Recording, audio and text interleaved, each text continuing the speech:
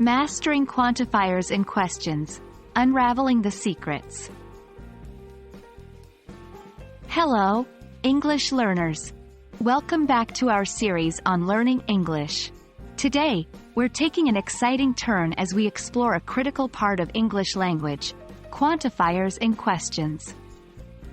As you might already know, quantifiers like several, a few, and a couple of help us describe the amount or number of something. Today, we're specifically looking at how we use these in questions. So, let's dive in. Before we start forming questions, let's quickly recap what quantifiers are.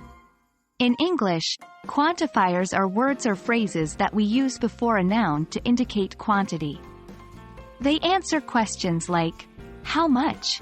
Or, how many? Some examples of quantifiers are a few, several, a couple of, many, and much.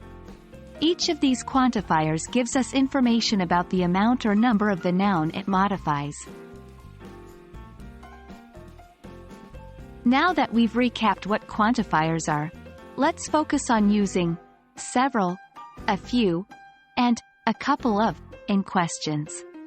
When we use several, we're often asking about a vague but somewhat larger number. For example, do you have several minutes to spare? Using a few in a question indicates a small, indefinite number, typically more than two but not many. Could you lend me a few dollars? Finally, a couple of generally refers to two, or sometimes approximately two. Do you have a couple of minutes? Now that we know the basics, let's talk about context. The choice of quantifier in a question can depend on the context or the kind of response you are expecting. For instance, if you expect the answer to be a small number, you might ask, do you have a few apples? If you're not sure about the quantity but expect it to be more, you might say, are there several books I need to read? Remember, context is king. Your choice of quantifier can influence the way your question is perceived and how it will be answered. And that's a wrap on quantifiers in questions. Remember, practice is the key to mastery. So try forming your own questions using several, a few, and a couple of. The more you use them, the more natural they will feel.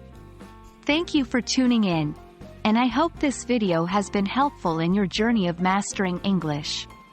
Until next time, keep learning and keep practicing.